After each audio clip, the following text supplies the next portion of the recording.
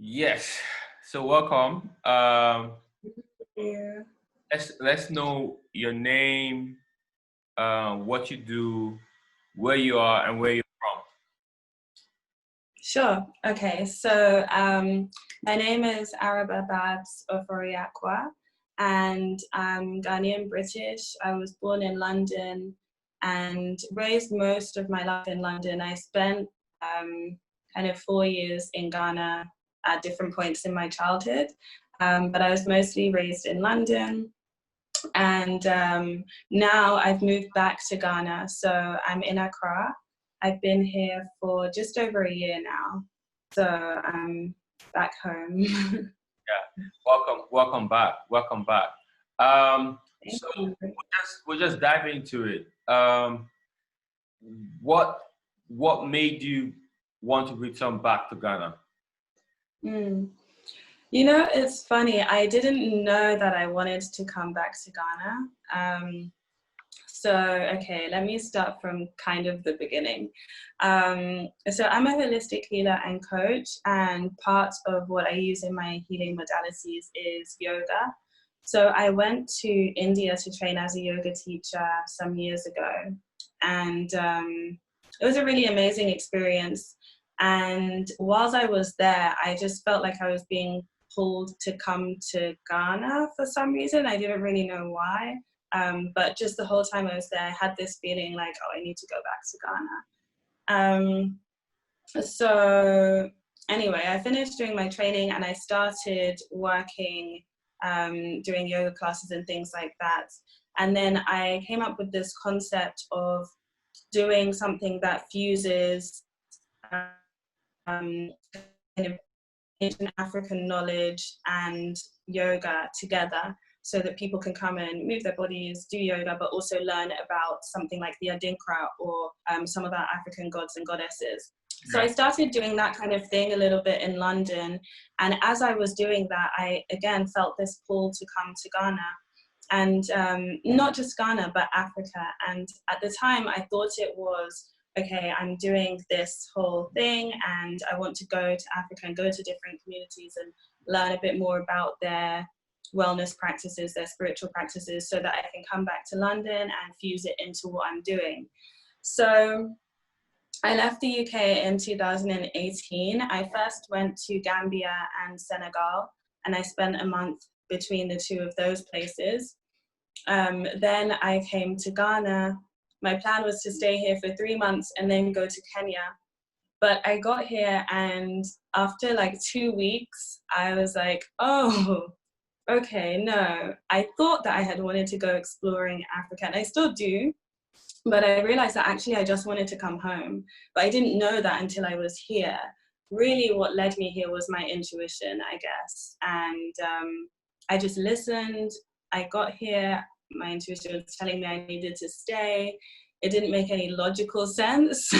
That wasn't a logical choice. I didn't have a job. I didn't have income. I was meant to go to Kenya to teach yoga. So it didn't make any logical sense, but I just knew I needed to be here. Once I got here, I knew I needed to stay here. And yeah, that was over a year ago. So I stayed. Yeah, it's amazing what our intuition, can do if you listen. You know, uh, Mm. they say the more you listen to your intuition, the more whatever you believe is God is present within your life. Mm. And Yeah, completely.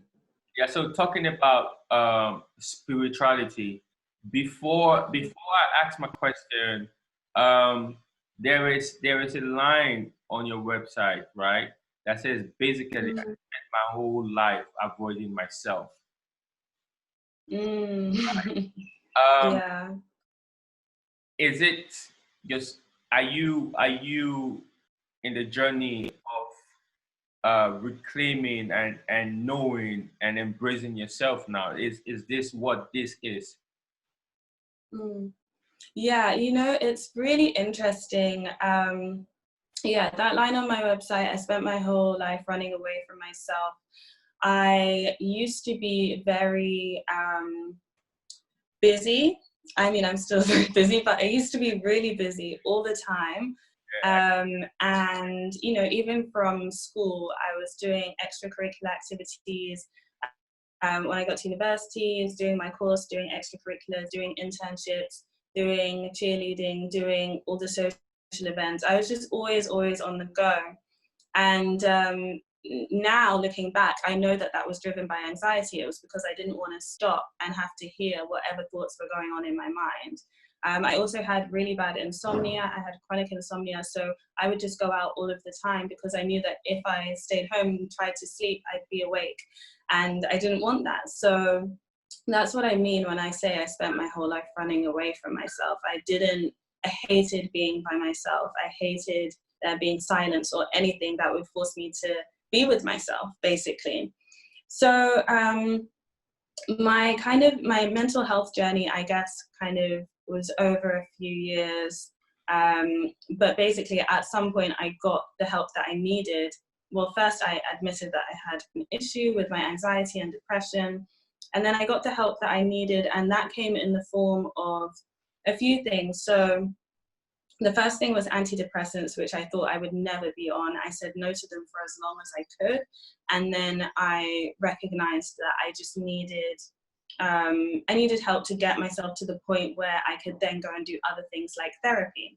Yeah. So I started therapy. I had a therapist who I still think is an angel. She was incredible.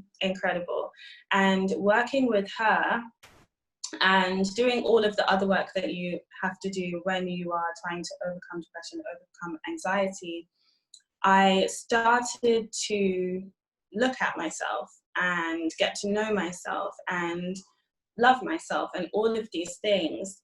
And that was supposed to be a mental health journey, right? But what came with that was, as I started becoming more mentally sound, I suppose, I also, in kind of conjunction with that, started accepting more of my culture and who I am. And I had realized that I had had years of also playing that down, as well as running away from this anxiety and everything. I'd also been, you know, kind of trying to dampen down my Blackness because I was always finding myself in these white spaces, you know, at work, at university, but very much so at work, actually. And, you know, trying to be professional and get the promotion and all of those things in that kind of corporate Western environment often is not conducive to being like Black and proud. Yeah. Because do you think the anxiety might come from the fact that, and I'm not saying that's where it comes from, but I'm just thinking, just listening to the fact that maybe within your workspace that is majority white, maybe because you fit in so well, you're moving in supposedly a progressive way, then there is a part of you that says no. Like what, like how do you think working within a major space controlled majorly by white people, how do you think that affected you? Like, if you can. Yeah. Yeah. So the thing is, most of my life I've been in white spaces. So when I was going to school, I went to a predominantly white school, all through school, except for obviously when I was in Ghana. So I have been in a space where I've been the only Black girl or one of the few Black people. So it kind of became normal to me. So doing things like letting a slightly racist joke pass, or you know, changing my hair a certain way or whatever, like doing all of these things just became second nature. I didn't even notice I was doing it. So I think with the anxiety, I think my anxiety was really driven by a fear of failure, basically. So I wanted to succeed. I wanted to, you know, my friends used to joke, I want to take over the world. And it was that kind of drive. I just wanted to be the best that I could possibly be. And I think that twinned with being a minority in a white space, you know, we already know that we have to work 10 times as hard to get the same recognition. So that paired with a fear of failure and this intense anxiety and drive to want to succeed is, of course, you know, not the best combination. So I definitely think there's that aspect of it. Yeah. Oh, that's all. Yeah. So in terms of mental health and anxiety, just curious, your anxiety is like, what level was it? Because I've witnessed some people where they practically have a physical manifestation, like body shutting down, or like, what is it something that you're still working on, or have you been able through yoga and meditation to go past it? Yeah, so my anxiety manifests in a number of different ways. So when I was at my worst, basically, let me backtrack. So anxiety as a disorder will almost always have physical symptoms because your body is trying to tell you that something is wrong. But you know, earlier you said something along the lines of our intuition is amazing if we would just learn to listen to it, right? So I had spent all that time not listening to my intuition, not listening to my mind, not listening to my body, not listening to my soul, just ignoring it. So, you know, I mentioned having insomnia. That is a symptom of anxiety. I ignored it. I had issues with my stomach, like stomach pains. Went to the doctors, they couldn't find anything wrong, did all the tests, and they said, okay, it's basically down to stress and anxiety, that's all there is. Again, didn't do anything about it. I used to get dizzy spells, kind of just ignored it, continued. I used to faint sometimes, just fainted, and I was like, okay, well, whatever, I'm just gonna continue living my life how I live it. So it got to the point where I was ignoring all of these signs from my body. So my body was like, right, okay, we're just gonna do the biggest things that we can do to try and make you listen. So, yeah, to get my attention. So then I started having panic attacks, which I hadn't experienced before. And usually when you say panic attack, people think it's just, you know, like hyperventilating. And that is a form of panic attack. But really, a panic attack is any intense physical response to overwhelming anxiety or panic. So for me, a panic attack, it was quite strange. I didn't know for a while that it was a panic attack, but I would basically, suddenly my eyes would just start going like this, and I couldn't see anything, and I couldn't focus on anything, and I'd start to get dizzy, and I'd not be able to hear properly. Yeah, which is really weird. So again, I kind of ignored it. I would just like wait for it to stop. And I distinctly remember now having conversations with people, the panic attack would start, and I would just be like staring at the floor and be like, yep, I'm listening, as if nothing was happening, and then just try and make it go away, and then just get right back to whatever I was doing, which is obviously the wrong thing to do when your body is trying to get your attention. So that happened, and I continued having those panic attacks. And then one day I fainted on my manager on an escalator and had a panic attack in the middle of a London Underground station. So then I was like, okay, maybe I should listen to these signs from my body. So it was only after going to therapy that I learned that those were panic attacks. I didn't even know that before because I thought a panic attack was just if you were hyperventilating.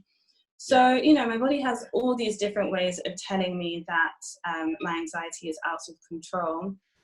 And now I've kind of come on this healing journey where I am now much more in tune with everything that's happening in my mind, in my body, in my emotions, in my spirit.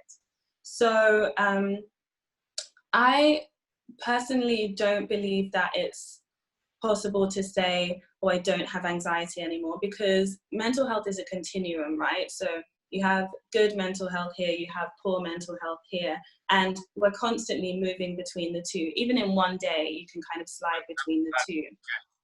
Yeah. Right, exactly. So I would say that right now my mental health is good, yes. And I know what things to do to look after it. Yeah, exactly. But then, you know, life happens. So to say, oh, I don't have anxiety anymore, I don't think is really fair. If something were to happen, then maybe it might kind of affect my balance a little bit. But the difference is now I know that if I start getting stomach cramps, for example, I know that if there's no other reason, I know that that's the sign of anxiety. If I can't sleep well, I know that's a sign of my anxiety getting out of control. So then I take those symptoms and I'm like, okay, what do I need to change? What do I need to deal with? What do I need to process? So now it's very unlikely to get to the point where I'm having panic attacks or fainting or anything like that, because I'm picking up on the smaller signs and then doing something about it. So how many years have you been on the yoga, meditation, spiritual journey? Ooh, that's a good question. Okay, so I went to my first yoga class in 2012. But it's interesting because I went to that class because I had a knee injury. Up until that point, I had been, you know, the kind of person who makes fun of yoga. I was like, why would I go to a room to stretch for an hour? So yeah, so by the time I went to a yoga class, I wasn't really thinking about it for that. I was just like, I have a knee injury. People keep telling me I should go to yoga, so I'm going to try it.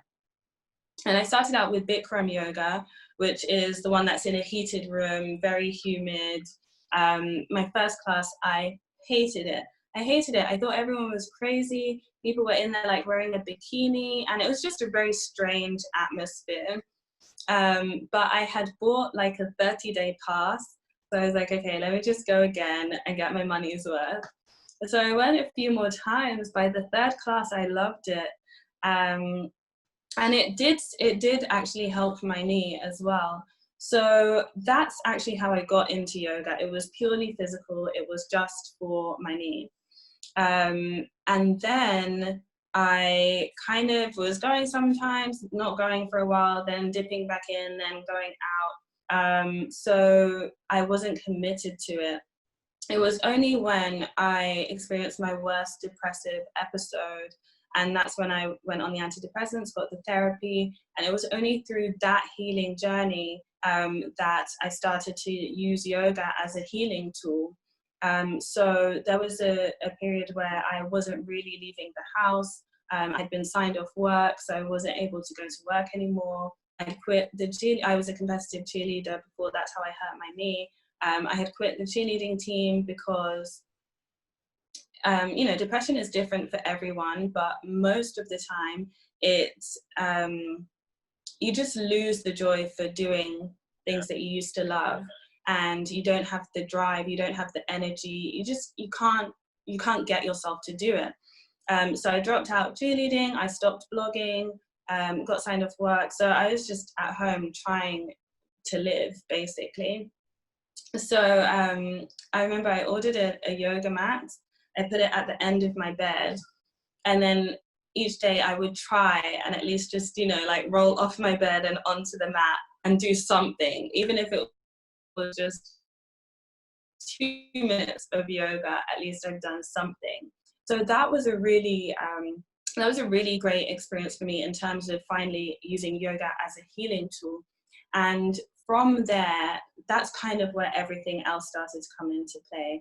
My mental health recovery journey and my spiritual journey became interlinked, because as I was trying to get myself out of this dark place and trying to understand more about how I was there in the first place and what I needed to do to not be back there, a lot of that stuff kind of crosses into the spiritual side of things. So as I'm learning about psychology, I'm learning about mindset, then I'm learning about personal development, then all of a sudden, next thing I know, I'm learning about energy healing, you know? So the two things were kind of moving up together in parallel. So I'd say my first introduction to yoga was 2012, but that was from a very physical perspective. So I'd say that this real kind of spiritual journey, which a lot of people say starts from the dark night of the soul. So if I take it from there, it's been from 2016, so about 4 years. Yeah, and it's so beautiful. Who better to teach you than someone who has experienced it themselves? You know, it's easy to just go learn something and say, all right, I'm going to teach, and it's the next level. If you have struggled with something, if you have struggled with anxiety, depression, insomnia, and all of this, and then you found yoga, you found meditation, and you're able to bring yourself into a space where you can function the way you want, right? You are balanced, you constantly keeping yourself in balance daily. Who best to teach people how to do that? Because the funny thing is, it is different for everybody. Yeah, definitely. It's different. 5 people might have depression, and it might manifest in different ways. But Yeah. better to say, hey, I think this might work or this might work. It's someone who has gone through it. So it's really amazing just hearing you share your story, which leads me to spiritual practices, right? So now, are there any African spiritual practices? Are there any particular deities that you follow? Are they tenets that you're picking from spiritual practices? Are there rituals that you use? Just share if you. Yeah, sure. So I think one of the things that I have learned over the last year or so is I when I first got here, or even just before I got here, actually, I had this kind of obsession of I want to change my spirituality so that it is only African. I want to do African spirituality.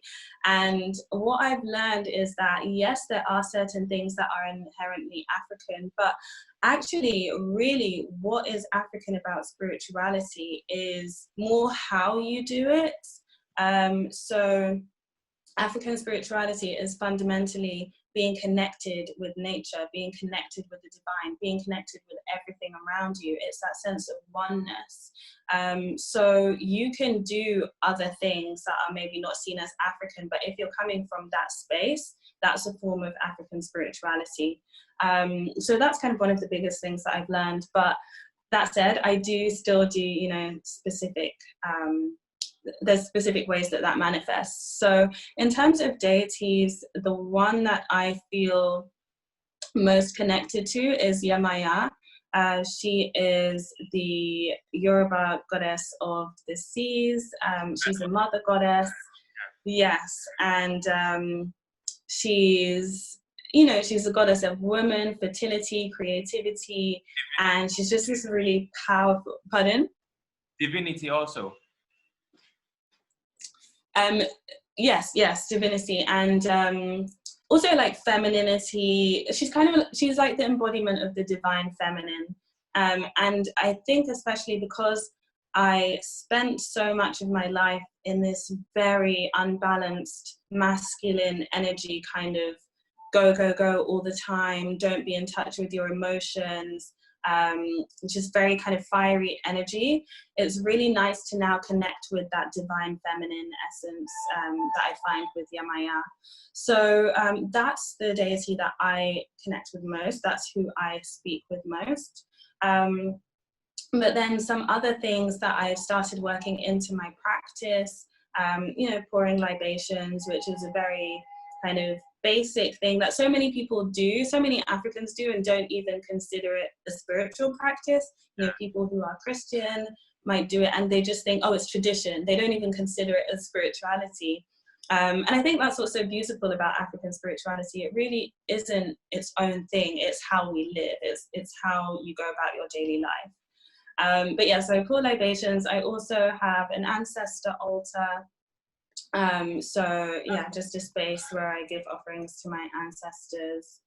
And I think that's it in terms of the things that would be seen as very African. I also like to dance as a spiritual practice, which again, I think our dances are seen as like our culture and tradition, but I think people forget that it's also a spiritual practice. There's something deeply spiritual about just kind of connecting with your body, connecting with the land beneath your feet, feeling the drum beats, and just getting out of your head and into your body, but in a way that's completely guided by spirit. So I like to do that as well. Yeah. And you have a great meditation after you do like a crazy dancing session. It's beautiful to hear. Oshun is one of the inspirations for my beats. Oh, beautiful. Some years ago, I went to the Oshun Grove. I don't know if you know about it. To where? The Oshun Grove. The Oshun Where's that? Okhogbe, Nigeria. That's where the Oshun River. Wow. Because she turned into water, Mm. and that's that. So you have the Oshun River, and I went there. I'm doing a story. I'm doing a story largely that focuses on her, but with time we'll see where that goes. Yeah, that sounds amazing. Yeah, but also it's beautiful because she is one of those deities that has really cut across. Like she has gone way out of the continent. She has influenced a lot of cultures. Do you mean Oshun or Yamaya? Oshun, they are the same. Yeah.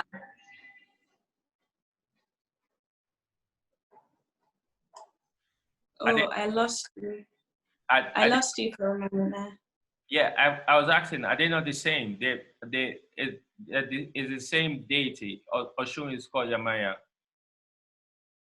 Oshun and Yamaya, no, they're not the same. So Oshun is more focused on like rivers and kind of, I guess, I don't want to use the word smaller, but that's the only one I can think of, like smaller water bodies, whereas Yamaya is the seas. So yeah, they're slightly different, and Oshun is more focused on, she's more like the goddess of love, beauty. You could, if you're looking at like other kind of Western goddesses, Oshun is like Venus, she's like the goddess of love. Whereas Yamaya is more the mother goddess. So you could also even see like Oshun as like the more, the younger kind of siren kind of goddess. And then Yamaya is more like the wise mother goddess who gives life. So there's a little bit of a difference. Oh, I didn't know that, because when speaking with some practitioners, what I was told is Yamaya is the extension of Oshun, but it's beautiful. Oh, that's interesting. Yeah, it's beautiful. It's always beautiful to see one pick up a spiritual practice that emerges from the continent, wherever, because we have so ways to practice. So it really thank you for this. One of the things I do is I open it to my guests to ask me a few questions. So if you also have questions for me, then Yes, sure. Okay, so I would love to basically flip the same questions back on you and just also learn a little bit about your spiritual journey, and if you have one, your mental health journey, and again, how those two things might parallel. Yeah. My spiritual journey, I think it's centered on me just being a very stubborn person. So I never, just growing up, I grew up in a family that was not my immediate family. I mean, now my extended family, heavily Christian. Um, and as a kid, I just never connected to Christianity, and Yeah. the things that was being said, just like no, because I always, as a kid growing up, I knew that um, the way people lived around me, there was something else other than that, other than the man being the man and the woman being the woman, and that's always been my core. So and Christianity presented that also. Christianity presented the head and other. You know, the man was always the head. Yeah. Once I had Yeah. a problem with that, I had a problem with a lot of things. But Yeah. so that was heavy.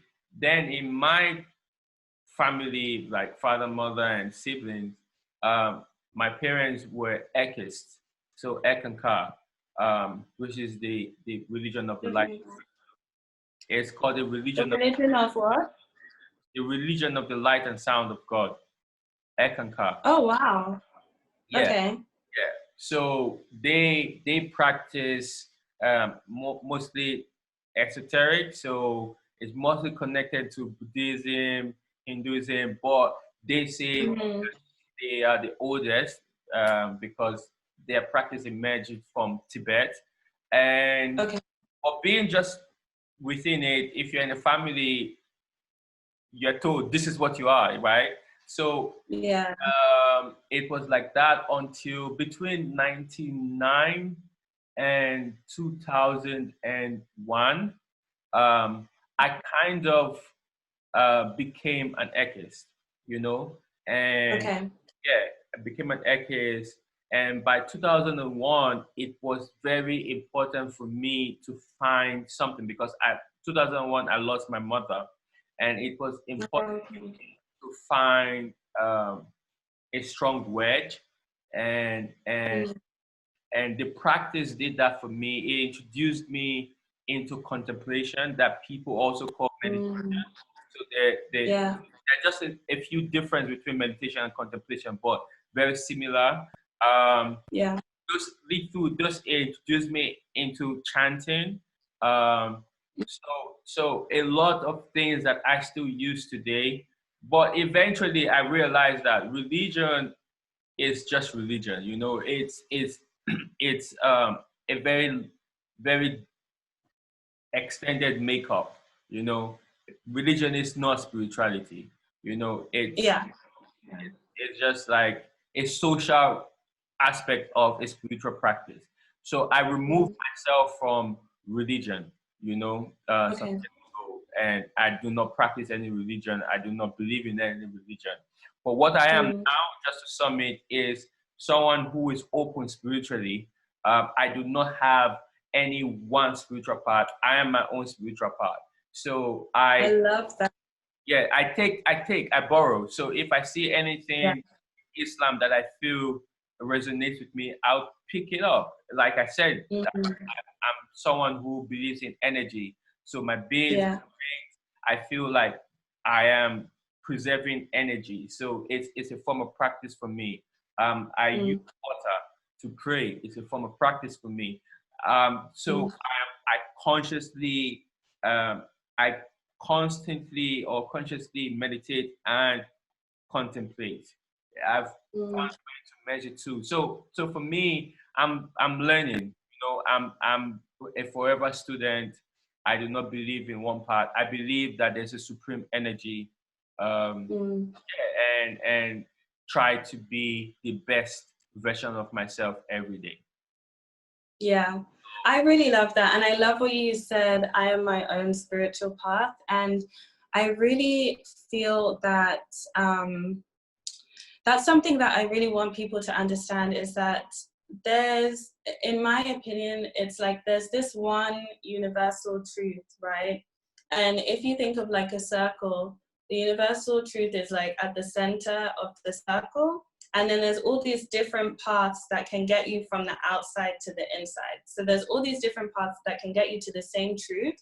And yeah, it's not that religion in itself is bad, But you know, human beings, we like to take a good thing and mess it up. So a religion can get you to that truth if it's used in the right way, if you use it as a tool to get you to the truth instead of becoming super dogmatic about it.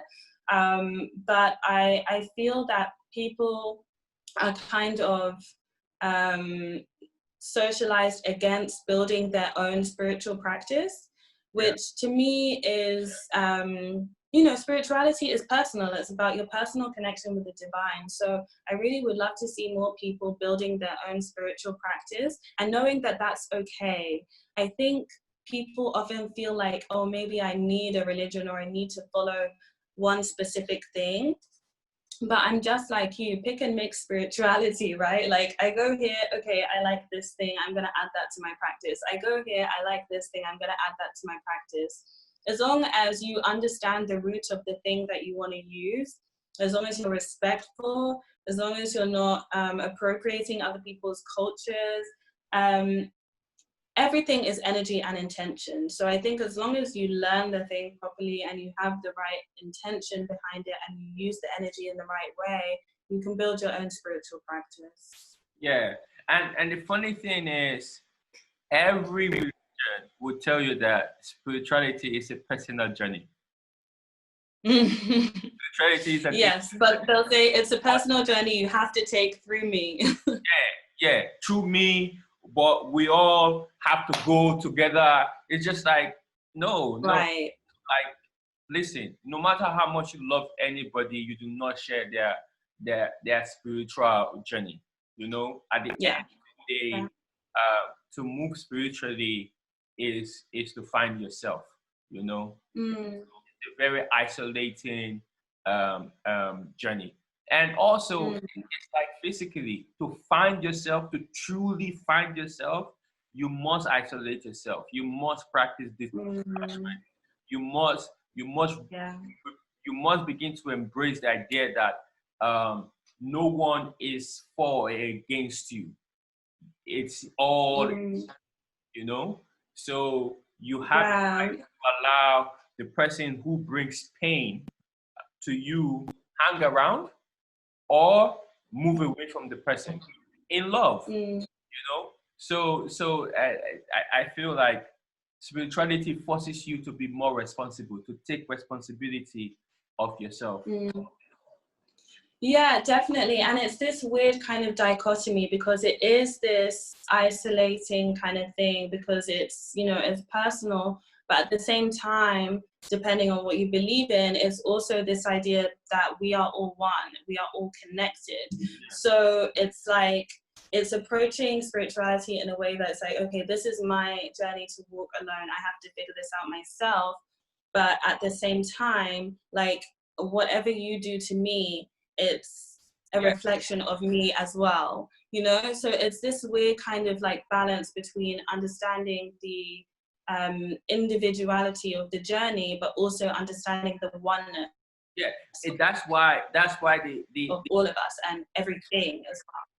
Yeah, but that's why the goal is self-awareness and responsibility, right? Because at the end of the day, if you take a grain of sand, it still comes down to individual particles, right? So if you do not understand yourself, if you do not know who you are spiritually or physically, how do you function at your highest within the collective, right? Because if you are not vibrating at a particular energy, right, you might be the one dragging the entire community down.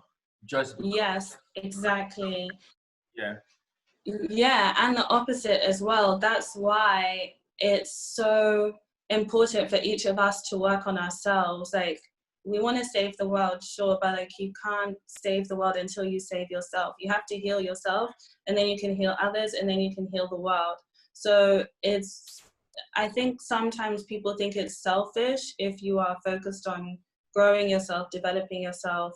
But that's the best thing you can do for the world is, you know, work on yourself first, heal yourself first. And then by doing that, by raising your own consciousness, you're raising the consciousness of the planet, whole entire species of everything.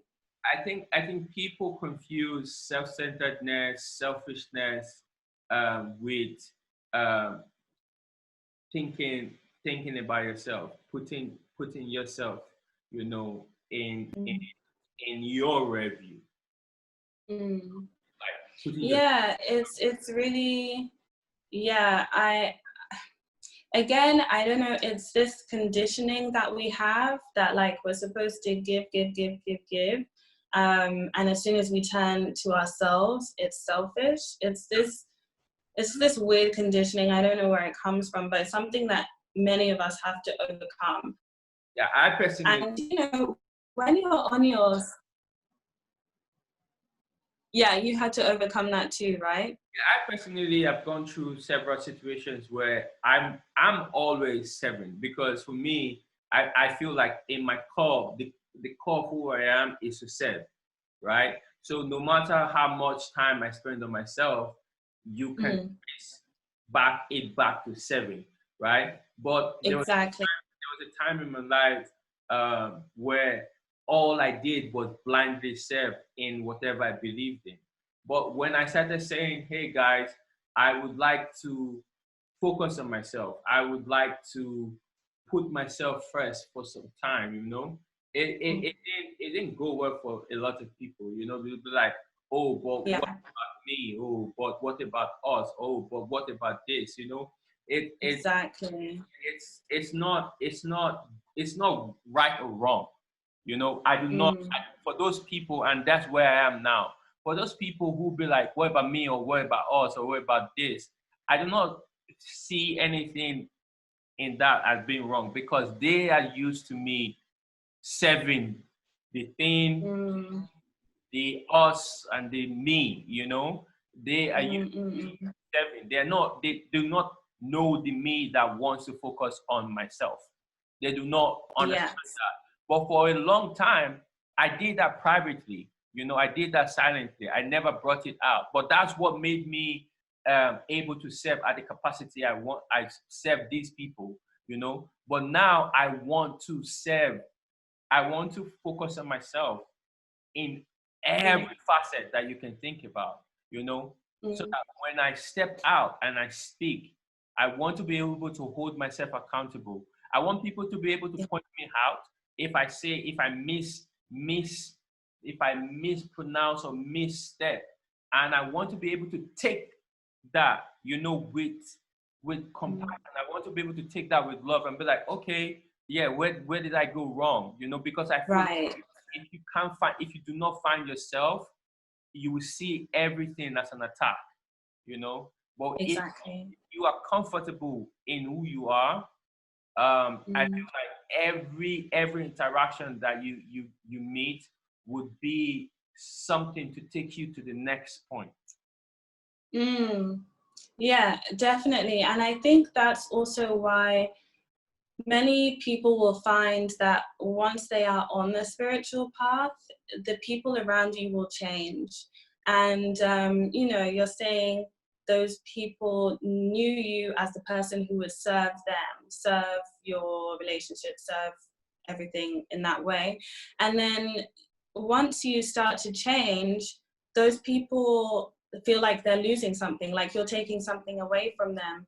So it's very normal for as people to go through their spiritual practice, you might lose friends, you might lose family members. It doesn't mean you've lost them forever, but there might be some tension. Or maybe you have lost them forever, but that's okay as well, because every relationship has a purpose. Every relationship is here to teach us something. Every relationship is here to help us get to the next version of ourselves. So not every relationship is here forever. Sometimes once the lesson is learned, the relationship has to go. But that doesn't mean there was anything wrong with it or that person is bad or anything like that. It's just, we live in a world where nothing is permanent. And that has to include the people in our lives as well. Yeah. But yeah, there's definitely this sense of we have to remember that everyone is thinking about themselves, and not in a bad way. You have to, because if you don't think about yourself first, how can you do anything else? You can't. So everyone is thinking about themselves.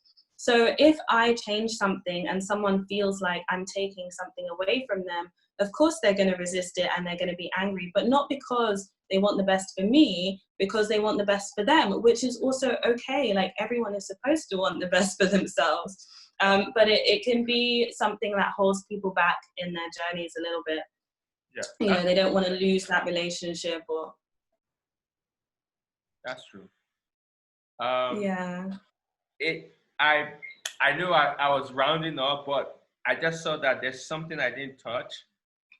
Okay. You see,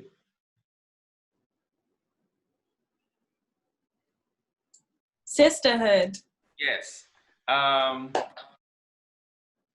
When I first met you, I met you with a group of people, and it was just filled with a certain energy. It's like you guys were in a bubble, you know? It was beautiful to watch, right?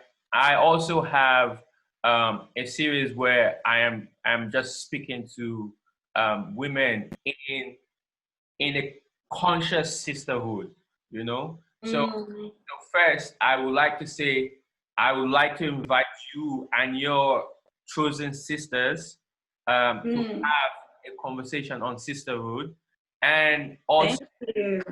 yeah, and also just ask you, what does sisterhood mean to you? Oh, okay. So it's funny, I actually run something called Sister Circle. I just launched it earlier this year. It's exactly that. It's a sister circle. So we have a different theme every month, and we meet once a month and we just share. We just talk about what is coming up based on that theme. We give each other support. We share experiences. We're just there for each other. Obviously, we've moved it virtual now because of Corona. But it's been really beautiful for me to create that space, and it's something that I have been doing. I never really realized I was doing it, but even when I was in London, I started a blog called Working Girl London, and it was all about being a career girl in London.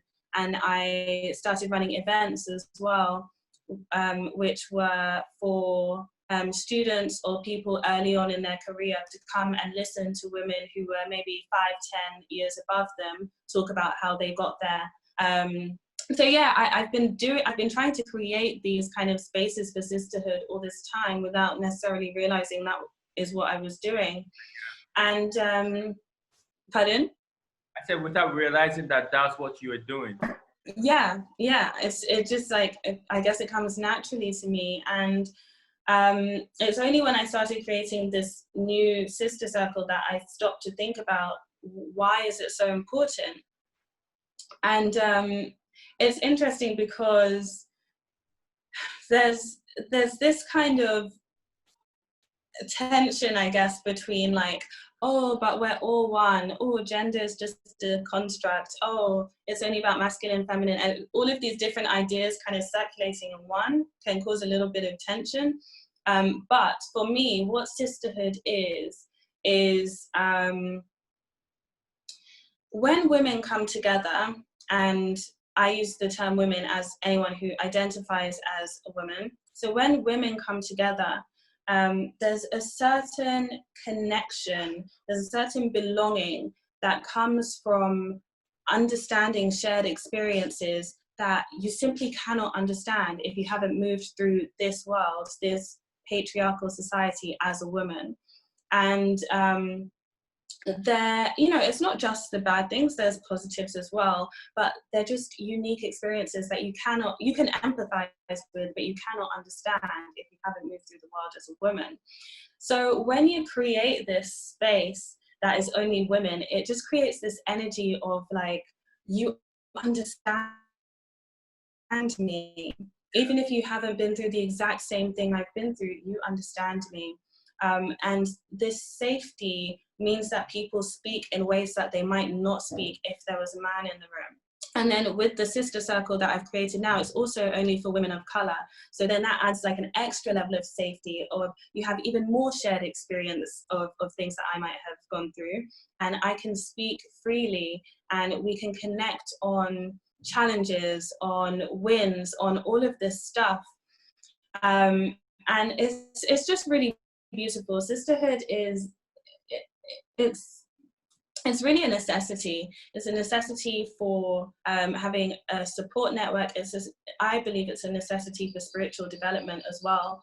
Yeah. And there's just something really beautiful about women coming together with that shared experience, that shared kind of divine feminine energy, and being able to hold space for each other and grow together and learn together. And have fun together, which is probably what you saw with my group of sisters.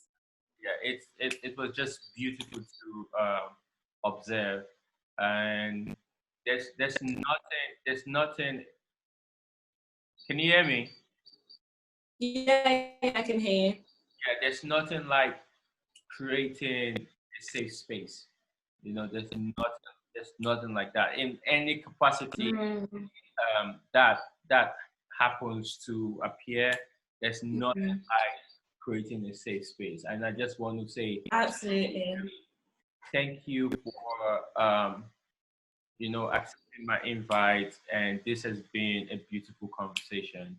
And I hope you. Thank you so much. Same way, yeah. Yeah, it's been really lovely. Thank you so much. Thank you. Thank you for creating this series. It's amazing. It's really amazing work. Thank you. Thank you. So bye. Bye. Thank you for your time. Yeah, Speak soon. Speak soon too.